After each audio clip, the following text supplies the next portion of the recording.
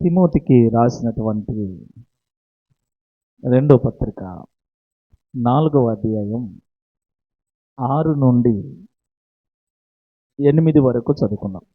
నేనిప్పుడే పానార్పణముగా పోయబడుచున్నాను. నేను వెడలిపోవు కాలము సమీపమై ఉన్నది.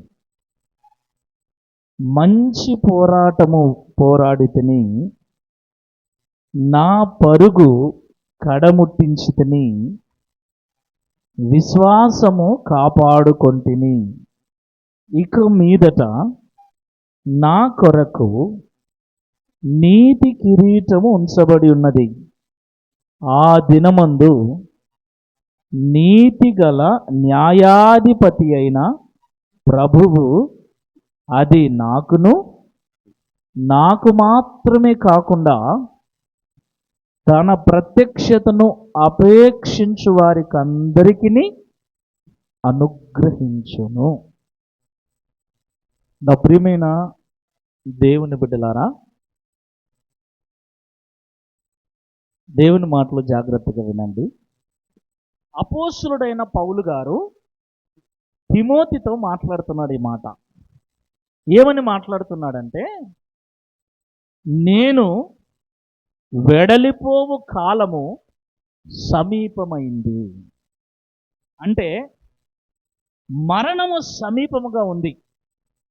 మరణించేటువంటి స్థితిలో ఇక కొద్ది రోజులకు చనిపోతాడు అనంగా తన ప్రియమైన శిష్యుడైన తిమోతిని దగ్గరికి పిలిచి తిమోతితో అంటున్నాడు పౌలు గారు, నేను చనిపోయే కాలం, ఈ లోకాన్ని విడిచిపోయే కాలం దగ్గర పడింది.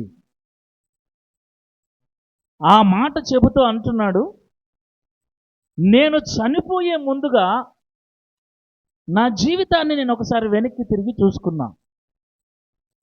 దేవుణ్ణి నమ్మకమునుపు, దేవుణ్ణి నమ్మిన తర్వాత ఇన్ని సంవత్సరాల నా జీవితాన్ని నేను ఒకసారి వెనక్కి తిరిగి చూసుకుంటే నాకు అనిపించింది ఏమిటంటే, దేవుణ్ణి నమ్మినప్పటి నుండి ఈ రోజు వరకు నేను ఒక మంచి పోరాటమే చేశాను. Praise the Lord. నేను మంచి పోరాటము పోరాడి తిని, నా పరుగు కడముట్టించి తిని, విశ్వాసమును కాపాడుకుంటుని. ఇక నా కొరకు నీతి కిరీటం ఉంచబడింది, నేను వెళ్ళి దాన్ని తీసుకుంటాను అంటున్నాడు. హల్లెలూయా. జాగ్రత్తగా వినండి విశ్వాసులారా. ప్రతి మనిషి లోకంలో ఒకరోజు చనిపోక తప్పదు. మనము కూడా ఒకరోజు చనిపోక తప్పదు. అయితే మన జీవితంలో దేవునిలోకి రాకమునుపు జీవితం, దేవునిలోకి వచ్చిన తర్వాత జీవితం, బాప్తిస్మము తీసుకోకముందు జీవితం, బాప్తిస్మము తీసుకున్న తర్వాత జీవితం, వాక్యము తెలియకముందు జీవించిన జీవితం, వాక్యము తెలిసిన తర్వాత జీవించిన జీవితం అని రెండు ఉంటాయి. దేవుడు వాక్యమును ఎరుగక మునుపు, బాప్తిస్మము తీసుకోక మునుపు, దేవుణ్ణి ఎరుగక మునుపు జీవించిన జీవితమును గురించి ఎప్పుడు మనల్ని లెక్కడగడు. ఎప్పుడైతే బాప్తిస్మము తీసుకొని వాక్యమును ఎరిగి దేవుణ్ణి ఎరిగి నడుచుకుంటున్నామో అప్పటి నుండి మన జీవితము కౌంట్. ఇక అప్పటి నుండి చనిపోయేంత వరకు మనము ఏ విధంగా జీవించామనేది చాలా చాలా ప్రాముఖ్యమైన విషయం. బాగా గుర్తుపెట్టుకోండి, చాలా ప్రాముఖ్యమైన విషయం. మనం అంతకుముందు ఎలా ఉన్నాము అనవసరం, ఇప్పుడు ఎలా ఉన్నాము, దేవునిలోకి వచ్చిన తర్వాత ఎలా ఉన్నాము అనే జీవితాన్ని గురించి దేవుని ఎదుట మనము లెక్క అప్పజెప్పవలసిన విషయమై ఉంది. ఒకరోజు మనము చనిపోయేటప్పుడు ప్రతి ఒక్కరికి కూడా కనీసం 1 నిమిషమన్న సమయం ఉంటుంది. ఏం సమయం? నేను ఎలా బ్రతికాను రా అని ఆలోచించే సమయం. అయితే ఇప్పుడు మనం ఇంకా సజీవులముగా ఉన్నాం కాబట్టి ఈ రోజు నుండి ఈరోజు మనం వీడు ఉన్నాం. ఒకసారి మనం వెనక్కి తిరిగి చూసుకుందాం. ఎప్పటిదాకా? ఎప్పుడైతే బాప్తిసం తీసుకున్నామో, ఎప్పుడైతే దేవుణ్ణి నమ్మామో, ఎప్పుడైతే వాక్యం విన్నామో, అప్పటి నుండి ఇప్పటి నుండి అప్పటిదాకా. అర్థమవుతుందా? ఇప్పటి నుండి అప్పటిదాకా ఈ జర్నీ 10 ఏండ్ల, 15 ఏండ్ల, 20 ఏండ్ల, 10 ఏండ్ల, 5 ఏండ్ల, 30 ఏండ్ల, ఈ జర్నీని, ఈ జీవితం గురించి ఒకసారి మనం ఆలోచన చేసి భార్య పక్కన కూర్చుందాం, కొడుకు పక్కన కూర్చుందాం, భర్త పక్కన కూర్చుందాం, మనవని పక్కన కూర్చుందాం, మనవరాలి పక్కన కూర్చుందాం. కూర్చొని ఏం చెప్తాం మనం? పౌలు చెప్తున్నాడు, నేను దేవుని నమ్మిన ఈ సంవత్సరాలలో మంచి పోరాటం పోరాడాను. విశ్వాస జీవితం అనేది పోరాటంతో కూడింది. చాలా పోరాటాలు ఉంటాయి, శోధనలు, సమస్యలు, లోక సంబంధమైన ఆశలు, పాప సంబంధమైన ఆశలు, లోకములో మనుషులు. బైబిల్లో రాయబడింది, మనము పోరాడునది శరీరులతో కాదు కానీ ఆకాశ మండలమందున్న దురాత్మల సమూహములతో, అపవాదితో పోరాటం, లోకాశలతో పోరాటం, శరీరాశలతో పోరాటం, నేత్రాశలతో పోరాటం. విశ్వాసి జీవితము అనేక పోరాటాలతో కూడింది. ఈ పోరాడే క్రమంలో ఎన్ని చోట్ల మనం పడిపోయాం, ఎన్ని చోట్ల మనం ఓడిపోయాం అనే విషయాన్ని ఖచ్చితంగా మనము నెమరు వేసుకోవాలి. పౌలు గారు తిమోతితో అంటున్నాడు, నేను దేవుణ్ణి నమ్మిన దినము నుండి, నేను బాప్తిసం తీసుకున్న దినము నుండి, నేను దేవుని సేవ చేయటం ప్రారంభించిన దినము నుండి నాకు ఎదురైన పోరాటాలన్నిటిలో, ఎన్ని పోరాటాలు? బంధువులతో పోరాటాలే, నా రక్త సంబంధికులతో పోరాటాలే, అన్యులతో పోరాటాలే, నా శరీరంతో కూడా నేను పోరాటం చేశాను. ఇన్ని పోరాటాల మధ్యలో ఎక్కడా నేను పడలేదు. ప్రతి పోరాటాన్ని మంచిగా నేను పోరాడాను. Praise the lord. Hallelujah, hallelujah. నీ కొడుకుతో నువ్వు చెప్పగలగాల, ఒక తండ్రి, ఒరే నైనా, నేను 30 ఏళ్ళు నీకంటే 30 ఏళ్ళ ముందు దేవుని నమ్ముకున్నాను రా, 20 సంవత్సరాల ముందు బాప్తిసం తీసుకున్నాను, 10 సంవత్సరాల ముందు నేను దేవుణ్ణి ఎరిగాను. దేవుణ్ణి ఎరిగిన తర్వాత నాకొచ్చిన పోరాటాలన్నిటిలో ఎన్ని శ్రమలు వచ్చాయో, ఎన్ని నిందలు వచ్చాయో, ఎన్ని అవమానాలు వచ్చాయో, ఎన్ని పోరాటాలు వచ్చినా ఎక్కడే కానీ నేను పడిపోకుండా, దేవునికి అవమానకరమైన మాట కానీ, దేవునికి అవమానకరమైన పని కానీ చేయకుండా నేటి వరకు నేను ఒక మంచి పోరాటాన్ని పోరాడాను. దేవుని మీద నేను ఆ రోజు బాప్తిసం తీసుకున్న రోజు కలిగి ఉన్న విశ్వాసాన్ని నేటి వరకు కూడా నేను అన్ని విషయాలలో, అన్ని పోరాటాలలో కాపాడుకుంటూ వచ్చాను. ఇక నేను వెళ్తున్నాను. నా కొరకు నీతి కిరీటం దాచబడి ఉంది. నాకు మాత్రమే కాదు, నాలాగా పోరాడే ప్రతి వానికి, నాలాగా తన విశ్వాసాన్ని కాపాడుకునే ప్రతి వానికి దేవుడు నీతి కిరీటాన్ని సిద్ధపరిచి ఉన్నాడు అని మనము మన పిల్లలతో చెప్పగలిగినటువంటి స్థితి ఈనాడు మనం కలిగి ఉన్నాము. అర్థమవుతుందని నేను చెప్పే మాట. తిమోతికి పౌలు చెప్తున్న మాటలు మన పిల్లలకి మనం చెప్పగలమా?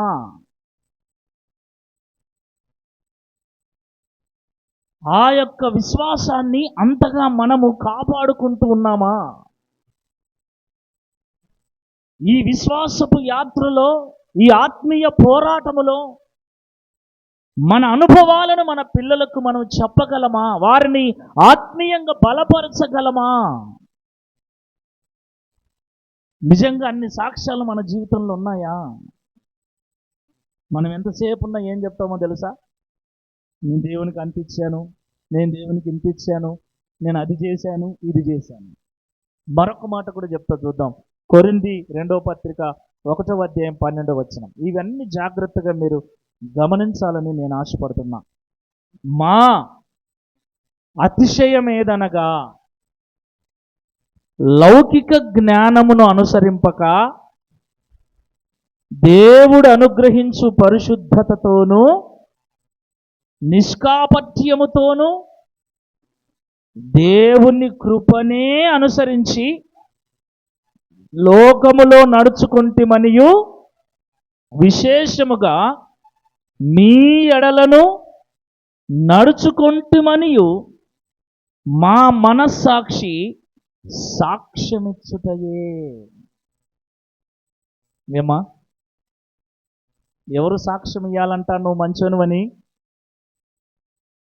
ఎవరు సాక్ష్యం ఇవ్వాలి నువ్వు ప్రార్థనా పరురాలు అని? ఎవరు సాక్ష్యం ఇవ్వాలి? ఎవరు చెప్పాలి నీకు? నా గురించి మీరు, మీ గురించి నేను కాదు. నీలో ఉన్న మనస్సాక్షే నీకు చెప్పాలి. ఎందుకంటే మనస్సాక్షి ఏం చేస్తుంది? సాక్ష్యం ఇస్తుంది అని రోమపత్రిక 9వ అధ్యాయంలో రాయబడిన మాట. చూడండి, ఆ మాట కూడా చదువుకుందాం. రోమపత్రిక 9వ అధ్యాయం 1 నుండి 3 వచనాలు చదవండి. నాకు బహు దుఃఖమును నా హృదయములో మానని వేదనయు కలవు. క్రీస్తునందు నిజమే చెప్పుచున్నాను, అబద్ధమాడుట లేదు. పరిశుద్ధాత్మయందు నా మనస్సాక్షి నాతో కూడా సాక్ష్యమిచ్చుచున్నది. నా మనస్సాక్షి నాకు సాక్ష్యమిస్తుంది.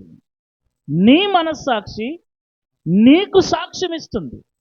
నేను ఎలాంటోని, నేను ఎలాంటి దాన్ని అని నువ్వు ఎవరిని అడగాల్సిన పనిలే. పండుకొని నేను ఎలాంటోని అని నీ మనస్సాక్షిని అడిగితే నీ మనస్సాక్షి అన్నీ నీకు తెలియజేస్తుంది. మనస్సాక్షి అంటే అంతరాత్మ, దేవుడు మనలో ఉంచిన అంతరాత్మ.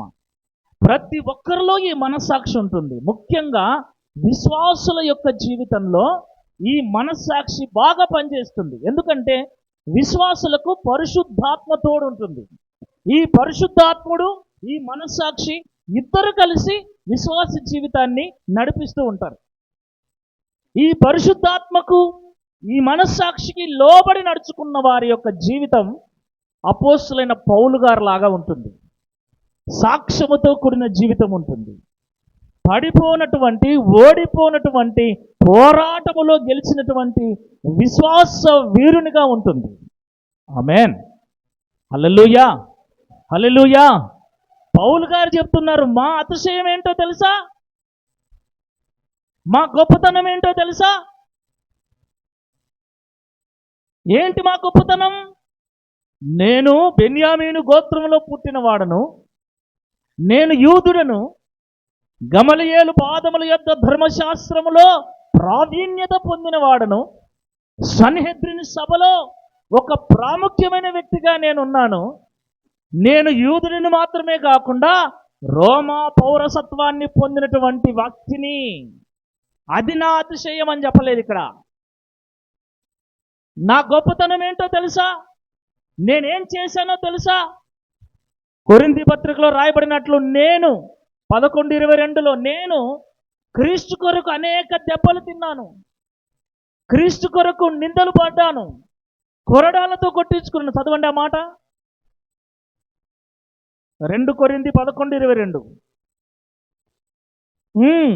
22 నుంచి, వారు హెబ్రీయులా నేను హెబ్రీయుడనే, వారు ఇశ్రాయేలీయులా నేను ఇశ్రాయేలుడనే, వారు అబ్రహాము సంతానమా నేనును అట్టివాడనే, వారు క్రీస్తు పరిచారకులా వెర్రివాని వలె మాట్లాడుతున్నాను, నేనును మరి ఎక్కువగా క్రీస్తు పరిచారకుడను, మరి విశేషముగా ప్రయాసపడి తిని, మరి అనేక పర్యాయములు చెరసాలలో ఉంటిని, అపరిమితముగా దెబ్బలు తింటిని, అనేక మార్లు ప్రాణాపాయములలో ఉంటిని, యూదుల చేత 5 మార్లు ఒకటి తక్కువ 40 దెబ్బలు తింటిని, ముమ్మారు బెత్తములతో కొట్టబడి తిని, ఒకసారి రాళ్లతో కొట్టబడి తిని, 3 సార్లు ఓడ పగిలి శ్రమపడి తిని, ఒక రాత్రి పగళ్ళంతా సముద్రములో గడిపి తిని, అనేక పర్యాయములు ప్రయాణములలోను, నదుల వలనైన ఆపదలలోను, దొంగల వలననైన ఆపదలలోను, నా సొంత జనుల వలననైన ఆపదలలోను, అన్యజనుల వలన ఆపదలలోను, పట్టణములో ఆపదలలో, అరణ్యములో ఆపదలలో,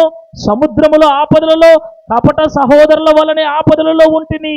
ప్రయాసతోను, కష్టముతోను, తరచుగా జాగరణములతోను, ఆకలి దప్పులతోను, తరచుగా ఉపవాసములతోను, చలితోను, దిగంబరత్వముతోను ఉంటిని. ఇంకను చెప్పవలసినవి అనేకములున్నవి. ఇవన్నీ ఎవరి గురించి? ఎవరి గురించి? క్రీస్తు కొరకు పౌలు గారు పడిన శ్రమలివి. ఎన్ని శ్రమలు పడ్డారు? కొట్టించుకున్నాడు. ఎన్నిసార్లు కొట్టించుకున్నాడు? చూడండి, అక్కడ రాయబడిన మాట, యూదుల చేత 5 మార్లు ఒకటి తక్కువ 40 దెబ్బలు తిన్నాడు. 3 సార్లు బెత్తములతో కొట్టబడ్డాడు. ఒకసారి రాళ్లతో కొట్టబడ్డాడు. 3 సార్లు సముద్ర ప్రయాణంలో ఓడ పగిలి సముద్రంలో నీళ్ళల్లో ఉండిపోయాడు. ఒక రాత్రంతా నీళ్ళల్లోనే ఉండిపోయాడు.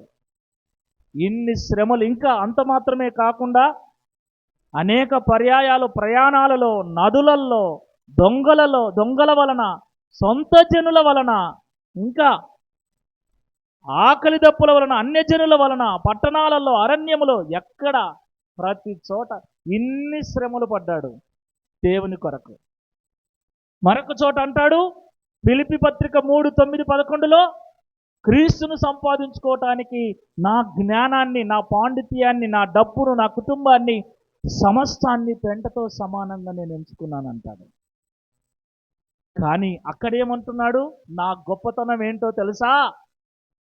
నేను ఇన్నిసార్లు కొడాలి దెబ్బలు తిన్నాను, నేను క్రీస్తు కొరకు ఇంత శ్రమలు పడ్డాను, నేను ఇన్ని వదిలేశాను, నేను ఇంత ఇచ్చాను. ఇది కాదు. నా గొప్పతనం ఏంటో తెలుసా? దేవుని కొరకు నేను అన్ని వదిలేశాను. ఇది కాదు. నా గొప్పతనం ఏంటో తెలుసా? నేను బెన్యామీను గోత్రంలో పుట్టిన యూదుడను. అది కాదు. నా గొప్పతనం ఏంటో తెలుసా? ప్రభువునందు నా అతిశయం ఏంటో తెలుసా? ప్రభు యొద్ద నా అతిశయం ఏంటో తెలుసా? నేను యూదుడనైనను రోమ పౌరత్వాన్ని పొందిన వాడనే. అది కాదు. ప్రభువునందు నా అతిశయం ఏంటో తెలుసా? ఇన్ని ఉన్నా కూడా లోక జ్ఞానమును అనుసరించక దేవుడు అనుగ్రహించు పరిశుద్ధతతోనూ నిష్కాపట్యముతోనూ దేవుని కృపను మాత్రమే అనుసరించి నడుచుకోవటమే నా అతిశయం అంటున్నాడు. హల్లెలూయా, హల్లెలూయా, హల్లెలూయా, హల్లెలూయా. అది పోరాటం అంటే. ఏం చెబుతాం ఈరోజు? ఏం చేశామంటే అది చేశాం, ఇది చేశాం, అంతిచ్చాం, ఇంతిచ్చాం. అవే నీ అతిశయం? నా అతిశయం అదే? అవి మన అతిశయాలైతే దేవుని ఎదుట నిలబడటానికి మనం అర్హులం కాదు. పౌలు పోరాటాలు ఒకసారి చూడండి. ఆయన దేవుని ఎదుట తన అతిశయం ఏమని చెప్తున్నాడు? నాకు ఇన్ని ఉన్నా, ఇన్ని వదిలేసినా, ఈ లోకంలో జీవించినంత కాలము లోక జ్ఞానాన్ని నేను అనుసరించలేదు. లోక జ్ఞానాన్ని నేను అనుసరించలేదు. దేవుడు అనుగ్రహించు పరిశుద్ధతను పోగొట్టుకోకుండా నిష్కపటమైన మనస్సుతో దేవుని కృపను అనుసరించి నడుచుకున్నాను, కానీ లోక జ్ఞానాన్ని అనుసరించి నేను నడుచుకోలేదు. అదే నా అతిశయము అంటే. మనం ఏ విధంగా జీవిస్తున్నాం? దేవుని ఎదుట నిలబడినప్పుడు, మనకు మరణకాలము సమీపించినప్పుడు, పడక మీద మనం ఉన్నప్పుడు, మన పిల్లలకు దేనిని గురించి మనము చెప్పి బలపరిచేవారమై ఉన్నాం? మన విశ్వాసమును గురించా, మన ఆత్మీయతను గురించా, మన ప్రార్థనా జీవితాన్ని గురించా? దేని గురించి? పౌలు తను ఆత్మీయంగా కన్న కుమారుడైన తిమోతిని బలపరుస్తున్నాడు. తిమోతి, నేను మంచి పోరాటాన్ని పోరాడాను, నా విశ్వాసాన్ని నేను కాపాడుకున్నాను, ఈ విశ్వాసపు యాత్రలో, ఈ పరుగు పందెములో నేను మంచిగా పోరాడాను, నా పరుగు కడముట్టించాను, నేను వెళ్ళిపోతున్నా, నా కొరకు నీతి కిరీటం దాచబడింది. నేను దాన్ని పొందుకుంటాను. నాకు మాత్రమే కాదు, నాలాగా పోరాడిన, క్రీస్తు కొరకు నిలబడిన ప్రతి ఒక్కరికి దేవుడు అనుగ్రహించడానికి సిద్ధంగా ఉన్నాడు. హల్లెలూయా, హల్లెలూయా. పోరాడాలి, బ్రతికితే ఇలాగే బ్రతకాలి, భక్తి చేస్తే ఇలాగే చేయాలి, ప్రభుని ఆరాధిస్తే ఇలాగే ఆరాధించాలి. నులివెచ్చని స్థితిలో నేను అట్లా ఉంటా ఇట్లా ఉంటానే కాదు, నిర్ణయం తీసుకునే సమయం ఇది. లోక సంబంధమైన మనస్సు ఒకవైపు, దైవ సంబంధమైన మనస్సు ఒకవైపు ఉంటే కుదరదు. ద్విమనస్కులను దేవుడు ద్వేషించువాడై ఉన్నాడు. ద్విమనస్సు మనకు ఉండకూడదు, ఒకే మనస్సు, అది క్రీస్తు మనస్సు అయి ఉండాలి. ప్రైజ్ ది లార్డ్, హల్లెలూయా. ద్విమనస్కులను ఆయన ద్వేషిస్తాడని బైబిల్ సెలవిస్తుంది.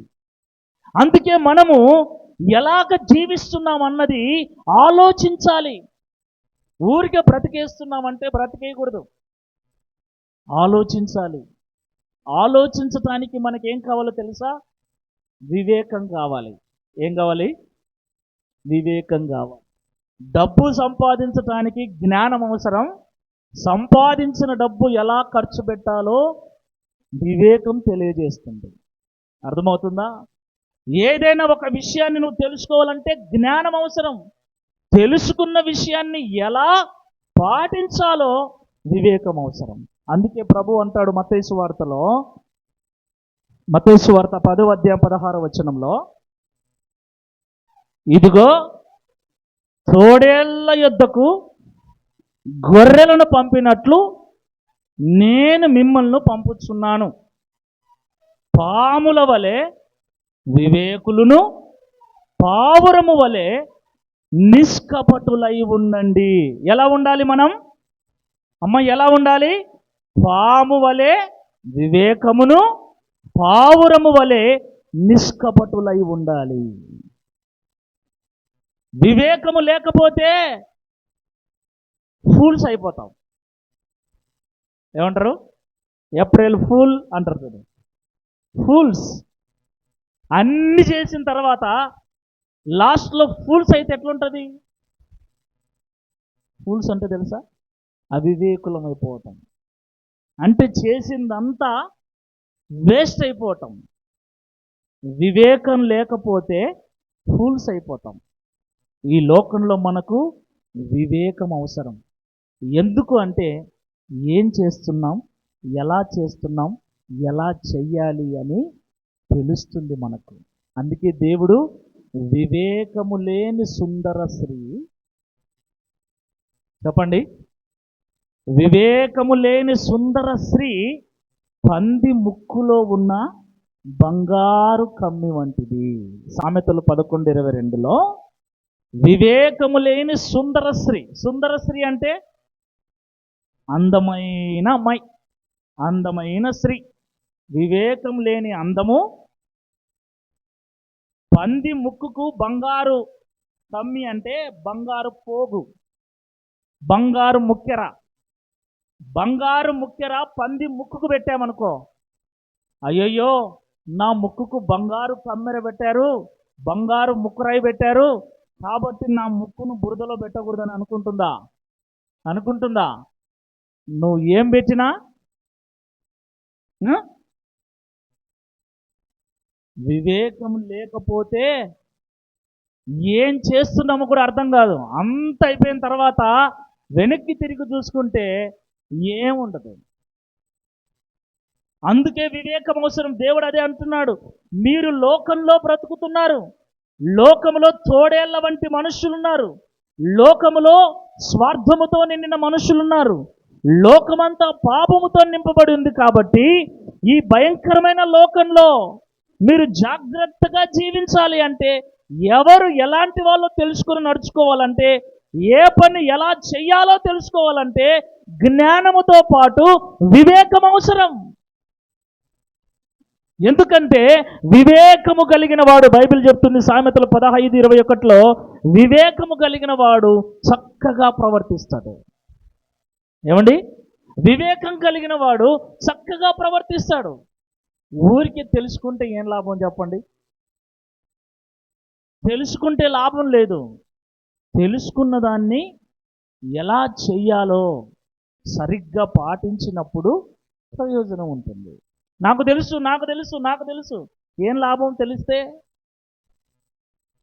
కానీ చేయటం మాత్రం రాదు. అందుకే చాలామంది లాస్ట్లో ఓడిపోతారు. కొంతమందిని కరెక్ట్గా రాశానే అంటారు, నేను బాగా రాశాను ఎట్లా ఫెయిల్ అయినా అంటారు. వాళ్ళ దృష్టిలో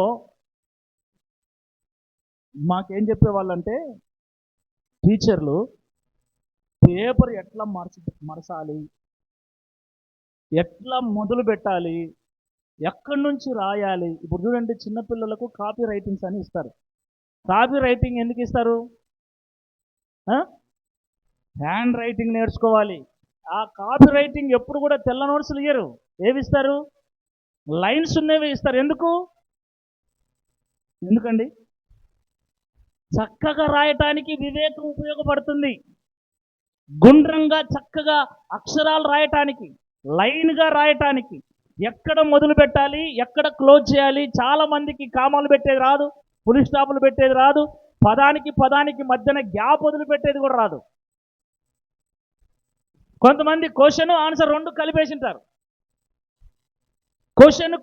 క్వశ్చన్ మార్క్ పెట్టాలి, ఒక సెంటెన్స్ అయిపోతే ఫుల్ స్టాప్ పెట్టాలి, సెంటెన్స్ ఇంకా మిగిలి ఉంటే కామా పెట్టాలి, ఒకవేళ పట్టకపోతే బార్ పెట్టి రాయాలి. ఇవన్నీ వివేకముతో చేసే పనులు. వీటికి కూడా మార్కులు ఉంటాయి. అర్థమవుతుంది? ఆన్సర్ ఒక్కటే వస్తే సరిపోదు. ఆ ఆన్సర్ను ఎలా రాయాలి, ఎంతవరకు రాయాలి. కొంతమంది ఇంత ఉండేది ఇంత రాసి పెట్టింటారు, ఇంతలా అక్షరాలు రాస్తారు. చదువుకున్న వాళ్ళకి అర్థమవుతాయి ఇవన్నీ, చదవని వాళ్ళకు పాపం అర్థం కావు. అక్షరాలు ఒకటి చిన్నగా ఉంటుంది, ఒకటి పెద్దగా ఉంటుంది. మా రాయమంటే యా రాస్తారు. తెలునా మీకు? వీళ్ళు అనుకుంటారు ఇది మానే అని, కానీ అది యాకు ఎట్టుంటుంది కొమ్ము, మాకు ఎట్టుంటుంది? మాకు కింద సున్న పైకి వచ్చి తలకట్టు ఉంటుంది. వీళ్ళు యా రాసి ఇది మా అంటారు. ఏం లేదు, వీళ్ళకి జ్ఞానం ఉంది, ఏం లేదు, వివేకం లేదు. జ్ఞానం అంటే తెలుసుకోవటానికి ఉపయోగపడేదే జ్ఞానం. వివేకం అంటే తెలుసుకున్న దాన్ని ఎలాగ చెయ్యాలి అనటానికి ఉపయోగపడుతుంది వివేకం. ప్రభు ఏమంటున్నాడంటే, మీరు లోకములో బ్రతుకుతూ ఉన్నప్పుడు వివేకము కలిగి, ఎలా? షార్ప్ పాము వలె. పాము ఎట్లుంటుంది? పాము వలె అంటే చిట్ట నరసమని కాదు, ఎట్టట పాముకున్న వివేకం ఏంటి? పాము చాలా షార్ప్గా ఉంటుంది, చురుగ్గా ఉంటుంది. మనము దాని వస్తున్నామని తెలిస్తే చాలు, అంటే తొందరగా రియాక్ట్ అయ్యేటువంటి ఒక స్వభావం. మందబుద్ధి ఉండదు పాముకి, చురుకుదనం ఎక్కువ ఉంటుంది, వెంటనే స్పందిస్తుంది.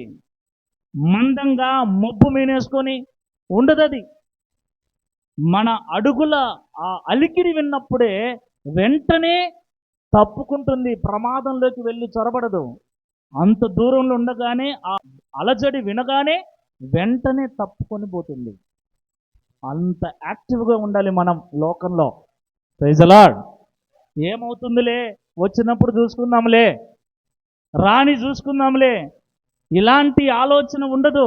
వివేకవంతులు రాకముందే జాగ్రత్త పడతారు. Praise the lord. హల్లెలూయా. వచ్చినప్పుడు ఏం చేయాలో నీకు తెలుసు, కానీ ఎలా చేయాలో తెలియదు. అది వచ్చిన సమస్య.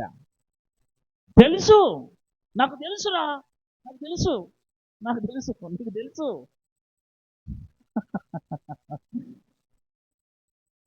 తెలిసినంత మాత్రాన ఏం ఒరిగిపోదు, తెలుసుకున్నంత మాత్రాన ఏమి సాధించినట్లు కాదు. అన్ని తెలుసు పౌలు గారికి, కానీ ఎలా చేయాలో తెలియదు, ఎలా ఆరాధించాలో తెలియదు. దేవుడు వివేక హృదయమును అనుగ్రహించువాడై ఉన్నాడు. హల్లెలూయా, హల్లెలూయా. అందుకే బైబిల్లో ఎఫెసీ పత్రిక 5వ అధ్యాయం 15-17 ఒక మాట రాయబడింది చూడండి. దినములు చెడ్డవి గనుక మీరు సమయమును పోనీయక సద్వినియోగము చేసుకొనుచు అజ్ఞానుల వలె కాక జ్ఞానుల వలె నడుచుకున్నట్లు జాగ్రత్తగా చూచుకొనుడి. ఎందు నిమిత్తము మీరు అవివేకులు కాక ప్రభు యొక్క చిత్తమేమిటో గ్రహించుకొనుడి. దినములు ఎలా ఉన్నాయంట? చెడ్డవి. దినములు చెడ్డవి. ఎలా తెలుస్తుంది చెడ్డవని? ఎలా తెలుస్తుంది చెడ్డవని? మనమేం బాగా ప్రశాంతంగా ఉన్నాం, చక్కగా సంపాదించుకుంటున్నాం, పొద్దున పనికి వెళ్ళి సాయంత్రం ఇంటికి వస్తున్నాం, కోరినేది తింటున్నాం, చేసుకొని కంటి నిండా నిద్రపోతున్నాం. మనకేమంత చెడ్డగా ఏం అనిపించలేదు కదా మార్కన్నా? ఏమంతే ఏం చెడ్డగా ఏం అనిపించలేదు, ప్రశాంతంగా ఎప్పటి లెక్కనే ఉంది. ఏమంటే కొంచెం మోడాలు వచ్చినాయి, వర్షాకాలం వచ్చింది అంతే. ఏమంత చెడ్డ దినాలు ఏం కాదే, ఎప్పటి లెక్కనే ఉంది. వివేకవంతుడైతే, వివేక హృదయం కలిగిన వాడైతే దినములు ఎలా ఉన్నాయో గ్రహిస్తాడు. దేవుని వాక్యం సెలవిస్తుంది, దినాలు చాలా చెడ్డ దినాలు. ఎప్పుడు ఏమి జరుగుతుందో కూడా చెప్పలేనటువంటి పరిస్థితుల్లో మనం ఉన్నాం. ఏమైనా జరగచ్చు, ఎటువైపు నుండైనా ప్రమాదం రావచ్చు, ఎటువైపు నుండైనా రోగము మనల్ని చుట్టుముట్టి మంచాన పడేయచ్చు. మంచంలో పడటానికి ఈరోజు బాగున్నాం అంతే, ఒక వారం అవసరం లేదు, నెల అవసరం లేదు. చూస్తూ చూస్తూ చూస్తూ ఉండగానే ఒరిగిపోయిన పరిస్థితులు చాలామందివి. ఈ దినముల యొక్క పరిస్థితులన్నిటినీ గ్రహించి నా జీవితం ఏమై ఉంది, నా ప్రయాణములో నేను ఏ విధంగా జీవించాను, ఈ విశ్వాసపు యాత్రలో నేను ఎలాగ బ్రతికాను అని ఒక్కసారి పరిశీలన చేసుకుంటే 10 మందికి మన జీవితము స్ఫూర్తిదాయకమవుతుంది. నిజంగా క్రీస్తునందు నీ అతిశయం ఏమిటి? పరిశుద్ధంగా జీవించటం నీ అతిశయమా? దేవుని కృప మీద మాత్రమే, డబ్బు మీద కాకుండా, మనుషుల మీద కాకుండా, అధికారుల మీద కాకుండా, దేవుని కృప మీద మాత్రమే బ్రతికిన అనుభవమా? లేదండి. మన అతిశయం డబ్బుందిలే అని మురిసిపోతున్నాం, అది దేవుడు ఇస్తున్నాడులే అని భ్రమపడుతున్నాం. పరిశుద్ధంగా జీవిస్తున్నాను నేను దేవుని నమ్మినప్పటి నుంచి. దేవుని కృప మీద మాత్రమే ఆధారపడి నేను బ్రతుకుతూ ఉన్నాను. దేవుని కృపే, ఈ సంపాదన దేవుని కృపే, ఈ ఆరోగ్యము దేవుని కృపే. ఈరోజు నేను సజీవురాలుగా ఉన్నాను అంటే, ఈరోజు నేను ఆరోగ్యంగా ఉన్నాను అంటే, ఈరోజు నేను బలముతో నిలబడి ఉన్నానంటే ఇది దేవుని కృపే అన్న సాక్ష్యము, పరిశుద్ధతే అన్న సాక్ష్యము. దేవుని జ్ఞానముతో తప్ప నా జ్ఞానముతో నేను బ్రతకటం లేదు, సంపాదించటం లేదు, నా బలముతో నేను సంపాదించటం లేదన్న ఆ ఆలోచన కలిగి మనం బ్రతుకుతూ ఉంటే మన పిల్లలకి మనం చెప్పగలం. అర్థమవుతుందా?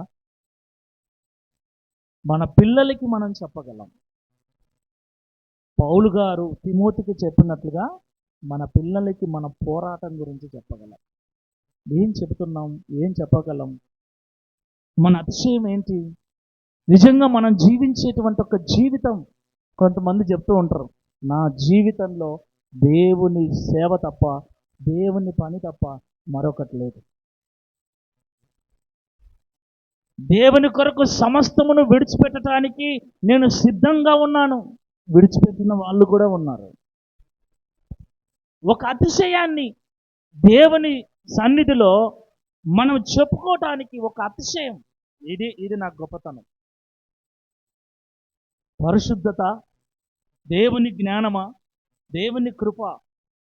నిజంగా దేవుని కృప వడ్డీలకిచ్చి వచ్చిన డబ్బు దేవుని కృప కాదు. మనం అది కూడా దేవుని కృప అనుకుంటాం. ఈడ వడ్డీకిచ్చే వడ్డీ వస్తుంది, ఈ దీన్ని తీసుకుని ఇంకో చోటికి వచ్చి ఆడ వడ్డీ వస్తుంది, ఆ వడ్డెల్లా తీసుకొని వచ్చి మళ్ళీ అసలు కలిపి ఇంకొక చోటు ఇచ్చి, అది దేవుని కృప కాదు. ఇలాంటివి కాదు దేవుని కృప అంటే. ఏమండి, అసలు నిజంగా దేవుని కృప ఏంటో మనం తెలుసుకోవాలి. దేవుని కృప వేటి మీద ఆధారపడి ఉంటుందో వాటిని మనం తెలుసుకోవాలి. అపోస్తలుడైన పౌలు గారు ఏమి సంపాదించాడని దేవుని కృప అంటున్నాడు? మిద్దెలు సంపాదించాడా? మేడలు సంపాదించాడా? ఏం సంపాదించాడండి పౌలు గారు? సమస్తాన్ని దేవుని కొరకు వెంటతో సమానంగా వదిలేశానని చెప్తున్న ఆయన చనిపోయే లోపుగా ఏం సంపాదించాడని దేవుని కృప ద్వారా నేను బ్రతుకుతున్నానని చెప్పాడు. దేవుని కృపను అనుసరించి నడుచుకున్నానని చెప్పాడు. దేవుని జ్ఞానముతో ఏమి సంపాదించాడు ఈయన? ఏం సంపాదించాడు? ఇప్పుడు ఏం చెప్తున్నారంటే, నేను వచ్చేటప్పుడు 2 జతల బట్టలు, ఇప్పుడు నాకు బెంచ్ కార్ అంటున్నాడు సేవకుడు. విశ్వాసులు ఏమంటున్నారంటే, ఒకప్పుడు మాది గుడిసె, ఇప్పుడు మాది మిద్దె. ఏం చెప్తున్నాం మనం? మన సాక్ష్యం ఏంటి? ఏంటంటే మన సాక్ష్యం? అప్పుడు భక్తులు ఏం చెప్పారు? అన్నీ వదిలేసి చనిపోయేటప్పుడు ఏం చెప్తున్నాడు ఈయన? ఒకప్పుడు మనకి ఏం లేదు నైనా, దేవుణ్ణి నమ్ముకున్న తర్వాతనే ఇదంతా వచ్చింది నైనా, కాబట్టి నువ్వు ఎట్టి పరిస్థితులు కూడా దేవుని వదిలిపెట్టగా కొడకా. దేవుణ్ణి వదిలిపెడితే అంతా పోతాది కొడక అనలే. ఏం చెప్తున్నానన్నా? దేవుని కొరకు నేను సమస్తాన్ని వదిలిపెట్టాను, నేను విశ్వాసాన్ని కాపాడుకున్నా, విశ్వాసపు పోరాటాన్ని నేను పోరాడాను, నా కొరకు జీవ కిరీటం దాచబడింది, నేను వెళ్ళి తీసుకుంటా అంటున్నాడు. Praise the lord. Hallelujah, hallelujah. ఏంటి మన అతిశయం? ఏది మన సాక్ష్యం? ఇవి చెప్పుకొని మనం ఇవే సాక్ష్యాలు అనుకుంటే అది అతిశయము కానీ కాదు. పౌలు గారు చెప్పుకోవడానికి చాలా ఉన్నాయి. నేను ఇది చేశా, అది చేశా, అన్ని చేశా, ఇన్ని చేశా. ఇప్పుడు ఏం చెప్తున్నా అంటే, ఉద్యోగం వదిలేసి సేవకు వచ్చిన అంటున్నా. అది కూడా సాక్ష్యం అయింది. ఏం వదిలేసి?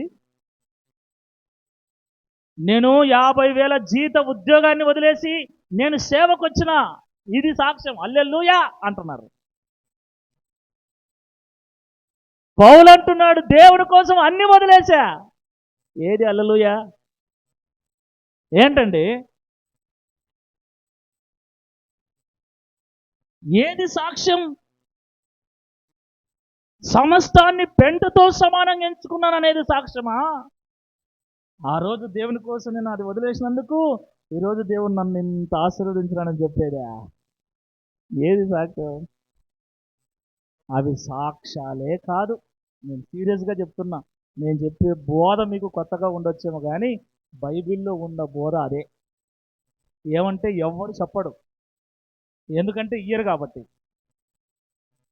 మీరు ఇచ్చినా ఇవ్వకపోయినా. Praise the Lord. దేవుని కొరకు అది వదిలిపెట్టాను, ఇది వదిలిపెట్టాను కాదు. దేవుని కొరకు పరిశుద్ధంగా నేను జీవించాను. లోకములో నాకు చాలా ఇండ్లు, పొలాలు, బంగారాలు, డబ్బు ఎంతున్నా నేను దేవుని కృపను అనుసరించి మాత్రమే బ్రతికాను. చదువుకు సంబంధించిన జ్ఞానము, లోక జ్ఞానం ఎంతున్నా దైవ జ్ఞానమును అనుసరించి, దేవుని వాక్యాన్ని అనుసరించి మాత్రమే నేను బ్రతికాను. ఎక్కడే కానీ నా విశ్వాసాన్ని నేను పోగొట్టుకోలేదు. ప్రయత్నించండి, ఇలా బ్రతకడానికి ప్రయత్నించండి. ఇవి తెలియదు మనకు. మంచి పోరాటం పోరాడాడు, మంచి పోరాటం పోరాడాడు. చచ్చిపోయిన చోట అల్లా ఆ శవం పక్కన ఉంటుంది. ఏ పాస్టర్ చెప్పినా ఈ వాక్యం మొదలు పెడతాడు. ఏమని? నేను మంచి పోరాటం పోరాడిని, విశ్వాసం కాపాడుకుంటుని. వాల్ పేపర్లో కూడా అదే వేసింటారు. ఆయన ఫోటో వేసి శ్రద్ధాంజలి అని వేసి, లేదా పరమపదించనని వేసి కింద ఈ వాక్యం పెట్టింటారు. మంచి పోరాటం పోరాడితేని ఆడంతా తాగి తాగి చచ్చింటాడు వాడు, కానీ కింద మాత్రం ఈ వాక్యం ఉంటుంది. మందిరానికి సక్రమంగా పోయి ఎరగడు, కింద మాత్రం మంచి పోరాటం పోరాడితేని విశ్వాసాన్ని కాపాడుకుంటే నీతి కిరీటం తీసుకుంటాం. అందరికీ నీతి కిరీటమే. ఇంకా పౌలు గారి పోరాటం ఏంటి? ఆయన సాక్ష్యం ఏంటి? మన సాక్ష్యం ఏంటి? మన పోరాటం ఏంటి? ఎవ్వరిని నేను డిసప్పాయింట్ చేయట్లేదు. ఆశీర్వదించబడుతున్నారు, ఆశీర్వదించబడండి. కానీ దేవుని ఎదుట మన సాక్ష్యం ఏమై ఉండాలంటే దేవుని జ్ఞానము, దేవుని వాక్యమును అనుసరించిన జీవితం, పరిశుద్ధతను, దేవుని పరిశుద్ధతను కాపాడుకునేటువంటి జీవితం, ఎన్ని ఉన్నా కూడా దేవుని కృప మీద మాత్రమే ఆధారపడిన జీవితమై మన విశ్వాసాన్ని మనం కాపాడుకోవాలి. మీరు మురిసిపోయేటప్పుడు మీ మిద్దెను చూసి, మీ డబ్బును చూసి, మీ బలాన్ని, అందాన్ని చూసి మురిసిపోకండి. మీ పరిశుద్ధతను చూసి మీరు మురిసిపోండి. మీలో ఉన్న దేవుని జ్ఞానాన్ని చూసి మీరు మురిసిపోండి. మీకు తోడుగా ఉన్న దేవుని కృపను చూసి మీరు మురిసిపోండి. Praise the lord. Hallelujah, hallelujah. నేను అది ఆలోచిస్తూ ఉంటాను. దాని కొరకు నేను ప్రయాసపడుతూ ఉంటాను. నన్ను నేను సరి చేసుకుంటూ, క్రమపరుచుకుంటూ ఉంటాను దాని విషయమై. నేను ఈరోజు మరణము నా దగ్గరికి వస్తే నేను కళ్ళు మూసుకుంటే, నా భార్య నా పక్కన ఉంటే, నా పిల్లలు నా పక్కన ఉంటే, నేను ఈ మాటలు చెప్పగలుగుతానా లేదా? నేను పడిన ప్రయాస దేవుని పరిశుద్ధతకు, కృపకు, జ్ఞానానికి సంబంధించినదా, లేకపోతే నా జ్ఞానముతో, నా బలముతో, నా తెలివితేటలతో, నేను నాకు దేవుడిచ్చిన ఆస్తిపాస్తులతో నేను ప్రయాసపడ్డానా, పోరాటం చేశానా? దేవుని కృప, దేవుని పరిశుద్ధత, దేవుని జ్ఞానమే మన సాక్ష్యమై ఉండాలి. అలా బ్రతుకుతున్నామా లేదా ఒక్కసారి మనం మన జీవితాన్ని, విశ్వాసపు జీవితాన్ని పరిశీలించుకోవాలి. వివేకము ఉపయోగపడుతుంది. అలా బ్రతకటానికి యాక్టివ్గా ఉండాలి, మనం చురుకుగా ఉండాలి. అలా లేము అంటే వెంటనే మనల్ని మనము సరిచేసుకోవటానికి ఈ వాక్యాలు మీకు బోధించబడుతున్నవి. అందుకే వివేకం కలిగిన వాడు ఏం చేస్తాడంట? చక్కగా ఏముంది? 15:21 ఏముంది? వివేకము గలవాడు చక్కగా ప్రవర్తిస్తాడు. లేదంటే ఫూల్స్ అయిపోతాడు. ఫూల్స్ అంటే ఫూల్స్ అంటే ఏంటి? ఎట్లా చేసినావురా అంటారు. దేవుని వాక్యం అదే చెప్తుంది. యెషయా గ్రంథం 64:6 చదువుదాం ఆ మాట. యెషయా 64:6, మేమందరము అపవిత్రుల వంటి వారమైతిమి, మా నీతి క్రియలన్నీ మురికి గుడ్డల వలె ఆయను. నీతి క్రియలు ఏమయ్యాయి? మురికి గుడ్డలు. ఫూల్స్ అయిపోతాం లాస్ట్కి. మనం అపవిత్రులమైతే, దేవుని పరిశుద్ధత మనలో లేకపోతే, దేవుని జ్ఞానముతో మనము నడుచుకోకపోతే, దేవుని కృపను ఆధారం చేసుకొని బ్రతకకపోతే, చివరికి ఏమైపోతామంటే ఫూల్స్ అయిపోతాం. మన నీతి క్రియలన్నీ ఏమవుతాయి? అన్నీ మన నీతి క్రియలు ఏమేమున్నాయో, ఇప్పుడు ఏమేం చేశామనుకుంటున్నామో, ఇది మంచిది, ఇది మంచిది, ఇది మంచిది, ఇది మంచిది, ఏమేమైతే మనం లెక్క కట్టుకొని మనకై మనమే మార్కులు వేసుకుంటున్నాం. మన పేపర్ మనం దిద్దుకుంటే ఎప్పుడైనా పాస్ అవుతాం. మన పేపర్ని ఇంకొకటి దిద్దాలా? అవునా కదా? ఏమండి? నీ పేపర్ నువ్వు ఎట్ట పరీక్ష రాసావో నేను దిద్దాలా, నా పేపరు నువ్వు దిద్దాలా, అప్పుడే కరెక్ట్ మార్కులు వచ్చేది. మనం ఏం చేస్తున్నామంటే మన పేపర్ మనమే దిద్దుకొని కింద అమ్మయ్యా నేను పాస్ అయిపోయినా అనుకుంటున్నాము. ఏమండి? దేవుడు అంటున్నాడు మేమందరము, భక్తులు అంటున్నారు మేమందరము అపవిత్రుల వంటి వారమైతిమి, మా నీతి క్రియలన్నీ మురికి గుడ్డల వలె ఆయను. నీతి క్రియలన్నీ మురికి గుడ్డలు అంటే ఫూల్స్ అయిపోతాం. ఎక్స్పెక్టేషన్స్ చాలా పెట్టుకొని చివరికి ఫూల్స్ అయిపోతాం. చాలామంది విశ్వాసులు, సేవకులు ఫూల్స్ అయిపోతారు. ఎప్పుడవుతారండి? దేవుని ఎదుట నిలబడినప్పుడు. అలా ఫూల్స్, అరే ఏంటి నేను ఇన్ని మార్కులు వస్తాయి అనుకున్నానే. నువ్వు అనుకుంటావు మస్తుగా, నేను అనుకుంటావు మస్తుగా, కానీ దిద్దేవానికి తెలుస్తుంది, దేవునికి తెలుస్తుంది. కాబట్టి ఫూల్స్ కాకండి. దేవుని వాక్యమును ఒక్కసారి మన ముందు పెట్టుకొని, నేను అది చెప్పాను, పడుకొని దేవుని వాక్యాన్ని పక్కన పెట్టుకొని ఒకసారి పరిశీలన చేసుకున్నాను. పౌలు గారు చెప్పగలుగుతున్నారు, నేను మంచి పోరాటం పోరాడాను, నేను మంచిగా సంపాదించాను. ప్రియులరా, ఈ లోకంలో మనకు, నేను మళ్ళీ చెప్తున్నాను, సంపాదన ఎక్కువైందని, డబ్బు ఎక్కువైందని, మన లెవెల్ పెరిగిందని అది ఆశీర్వాదము, దైవాశీర్వాదం అని మీరు పొరపాటున కూడా అనుకోకండి. చాలా మంది పొరపడుతున్నది ఇక్కడే. నిజమైన ఆశీర్వాదం అంటే ఏంటో తెలుసా? పరిశుద్ధతలో పరిపూర్ణులం కావడం. నిజమైన ఆశీర్వాదం అంటే దేవుని జ్ఞానమును అనుసరించి నడుచుకోవటం. నిజమైన ఆశీర్వాదం అంటే దేవుని కృప మీద ఆధారపడటం. హల్లెలూయా, హల్లెలూయా.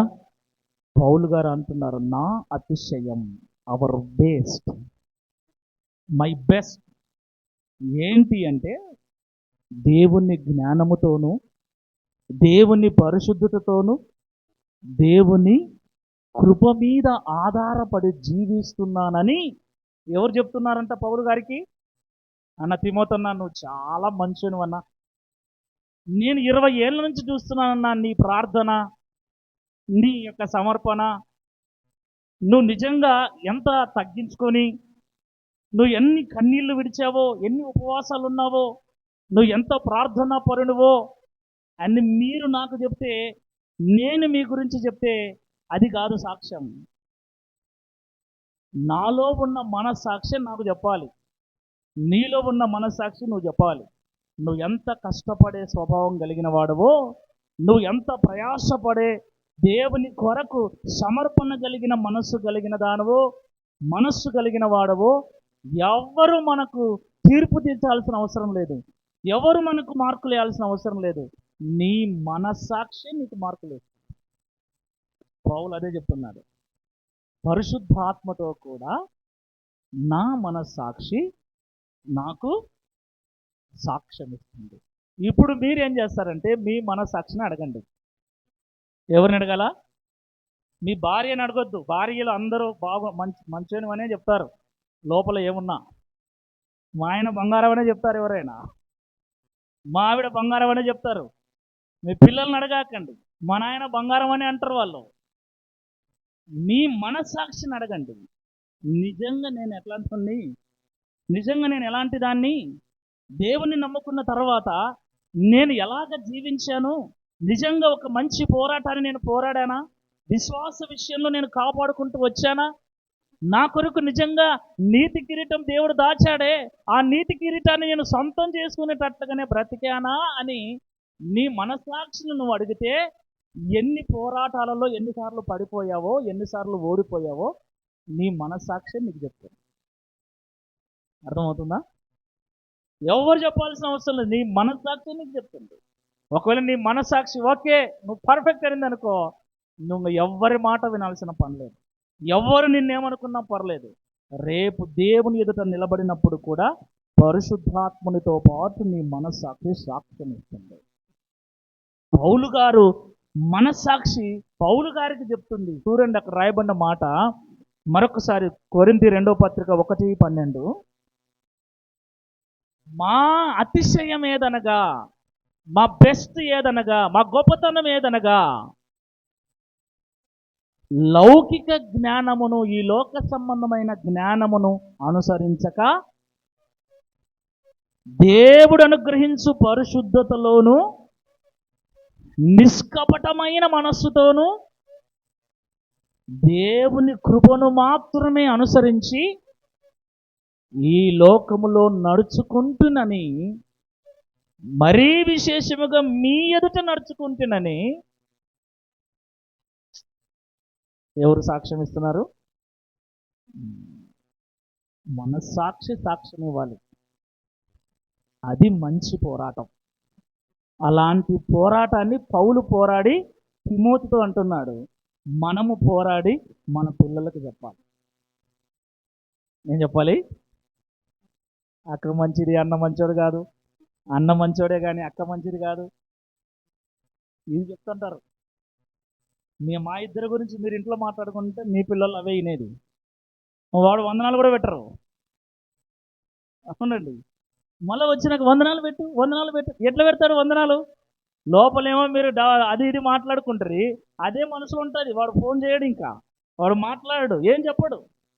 మళ్ళీ మేము చెప్తానే ఉంటాం. వెనకనేమో మాట్లాడి ముందేమో చెప్తే ఎట్లా వింటారు? ఏంటి సాక్ష్యం? ఏమండి, దేవుని వాక్యమును మనం వింటూ ఉన్నప్పుడు మన జీవితము ఎలా ఉందో పరిశీలన చేసుకోవటానికి వివేకం మనకు అవసరమవుతుంది. అందుకే దేవుడు అంటున్నాడు, మీరు పాము వలె వివేకము కలిగి పావురము వలె నిష్కపటులై ఉండండి. పౌలు అంటున్నాడు, నేను నిష్కపటముగా నడుచుకున్నాను. మనుషుల జ్ఞానముతో కాకుండా దేవుని జ్ఞానము కలిగి, లోకంలో ఉన్న సిరి సంపదల మీద కాకుండా దేవుని కృప మీద ఆధారపడి నేను నడుచుకున్నాను. ఎంత వివేకవంతుడు పౌలు. పౌలు సౌలుగా ఉన్నప్పుడు ధర్మశాస్త్ర పండితుడు, బెస్ట్ స్టూడెంట్. గమలీయేలు పాదముల యొద్ద ధర్మశాస్త్రాన్ని అవసానపరిచిన వాడు. కానీ తన జ్ఞానాన్ని, తన చదువు ద్వారా వచ్చిన జ్ఞానాన్ని ఎక్కడ వాడలేదు. ఆ జ్ఞానముతో ఎప్పుడూ బోధించలేదు. చాలా సందర్భాల్లో పౌలు అంటాడు, నేను మనుషుల జ్ఞానముతో బోధించలేదు. నేను మిమ్మల్ని మభ్యపెట్టున్నట్లుగా ఇచ్చకపు మాటలతో నేను ఎప్పుడూ బోధించలేదు. నేను ఎప్పుడు కూడా దేవుని జ్ఞానముతోనే మీకు బోధించాను అంటాడు ఆయన. అలాగ మనము జీవించడానికి వివేకం మనకు అవసరం. వివేకం లేకపోతే ఎంత అందమున్నా, వివేకము లేకపోతే ఎంత జ్ఞానమున్నా, వివేకము లేకపోతే ఎంత డబ్బున్నా, కొంతమందికి డబ్బును ఎట్లా ఖర్చు పెట్టాలో కూడా తెలియదు. తెలుసా? తెలీదు. ఎప్పుడు ఎలాగ ఖర్చు పెట్టాలో కూడా తెలియకుండా ఇష్టానికి వాడేస్తుంటారు, తర్వాత ఇబ్బంది పడుతూ ఉంటారు. డబ్బు ఎలా వాడాలో కూడా వివేకం నేర్పిస్తుంది. జ్ఞానము డబ్బు సంపాదించి పెడితే వివేకము ఆ డబ్బును ఎలా వాడాలో నేర్పిస్తుంది. జ్ఞానము ఒక సంగతిని మనకు తెలియజేస్తే వివేకము తెలుసుకున్న సంగతిని ఎలాగా పాటించాలో తెలియజేస్తుంది. ఎలా తెలుసుకోవటానికి ఉపయోగపడేది జ్ఞానం అయితే, తెలుసుకున్న దాన్ని ఎలాగా వాడుకోవాలో వివేకం ఉపయోగపడుతుంది. దినములు చాలా చెడ్డవి కాబట్టి మీరు అవివేకవంతులు కాకండి, జ్ఞానముతో పాటు వివేకం కలిగి ఉండండి. మీరు ఫూల్స్ కాకండి. చాలామంది ఫూల్స్ అయిపోతున్నారు. అలాగన మనం కాకూడదని దేవుడు ఈరోజు మనల్ని హెచ్చరిస్తున్నారు. ఏంటి మన గొప్పతనం? ఇన్నేళ్ళ ఈ విశ్వాస జీవితంలో, ఇన్ని ఏండ్ల ఈ ఆత్మీయ జీవితంలో ఏంటి మన సాక్ష్యం? మన అతిశయం ఏంటి? మన పోరాటం ఏంటి? మన విజయం ఏంటి? పౌలు గారి వలె విశ్వాస విషయంలో, ఆత్మీయత విషయంలో నేను గెలిచాను అని ఒకరోజు మనం చెప్పగలిగితే ఎంత బాగుంటుంది. మంచి పోరాటాన్ని నేను పోరాడాను అని చెప్పగలిగితే ఎంత బాగుంటుంది. ఇన్స్పిరేషన్. ఎంతోమంది జీవితాలను మనం ఇన్స్పిరేషన్గా తీసుకుంటాం. ఆధారపడే విషయంలో ఇంకొకరికి ఇన్స్పిరేషన్ కావాలి. చాలా మంది ఇన్స్పిరేషనల్ స్టోరీస్ మనం అందరం చదువుతుంటాం. డబ్బు సంపాదించే విషయంలో ఎవరు సాధించారు, గొప్ప స్థానానికి వెళ్ళే విషయంలో ఎవరు సాధించారు, మనము వాళ్ళలాగా కష్టపడి సాధించాలి అనుకుంటూ ఉంటాం.